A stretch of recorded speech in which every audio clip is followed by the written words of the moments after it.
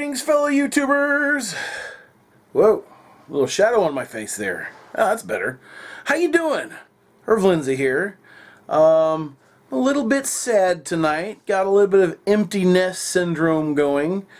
I've got some empty space over here in my growing area because a lot of my seedlings and plants have now moved to the out of doors.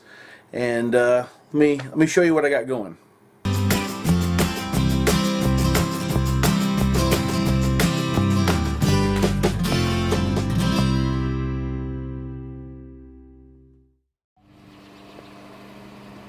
Look at that. Those are the tulips that I call my wild tulips because I didn't plant them. They're left over from the lady that lived here many years ago before we bought the house.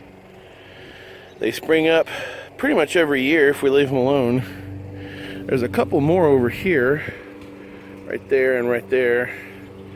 They got mulched, and so they got kind of stunted this year. Doesn't look like they're gonna make it. These are some new seedlings. The ones with the notch cut in them, those are calendulas. And the ones without the notch, the little ones, those are nasturtiums. And of course these are my watermelon babies. I've got 3 of them. Out here trying to harden them off. They should pretty much be able to take it being outside now. But anyway, remember they are vining plants, so they're supposed to lean like that and just kind of crawl along the ground. If everything works out okay, I will be planting before the end of the month because the weather looks really nice. I'm having problems filling these here barrels with soil that'll drain. I've made some mistakes. The first mistake I made is that this here potting soil, this here topsoil, is no good for potting. So folks, do not make Irv's mistake. Do not buy topsoil thinking you can use it for potting soil because it's cheap.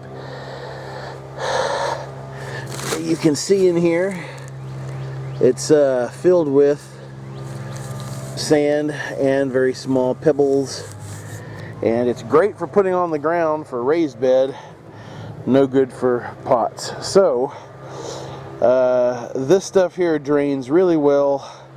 I've just got to put something with it. Very discouraging to say the least. Well, what I've ended up with is a pot full of muck that won't drain. So anyhow, so I'm kind of sad tonight for 2 reasons. Let me show you my growing area here. Except for the bit of mess that you see here and some of the tools. Hey, if you're growing indoors, you need a flashlight because occasionally you'll need to shine a light in some of your darker growing areas. My seedling area is empty, and I did install this hanging fluorescent light. So that area is empty, is in actually need of a little cleaning, as is the whole entire space. Here's my watering bottle, and I have 3 seedlings I haven't germinated. So I have my germinating area down here, and I have my growing area up here. Got 1 little seedling left. Does have a set of true leaves. Take a look at it. This is my little cherry tomato plant. This will go in a pot really soon. I believe I'm going to go ahead and put it in its happy home. That way it can already be potted. But I've got these here, and they're not doing too well. I don't know if they've reached the end of their lifespan in these little tiny pots. I have no plans. I have no plans on repotting them. They had some cousins I repotted, and they instantly did poorly. If you plant bean plants, my recommendation is to go ahead and plant them directly in the ground when it's time with your squash and your cucumber. You can do these things indoors, but I have a feeling, just a sneaking suspicion, some of these things simply don't do well as seedlings indoors. They should just probably be sown directly into the ground.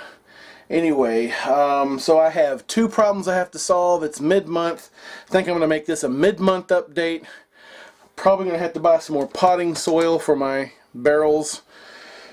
Oh, that's a grand disaster. I have all sorts of dirt now I can't use. I'm going to find something to do with it. Anyhow, thanks for watching. Appreciate it. It's been a mid-month gardening update of Cincinnati Garden. Appreciate everybody watching. Everybody enjoy the rest of your week. Keep fighting a good fight, and I'll see you in the next video.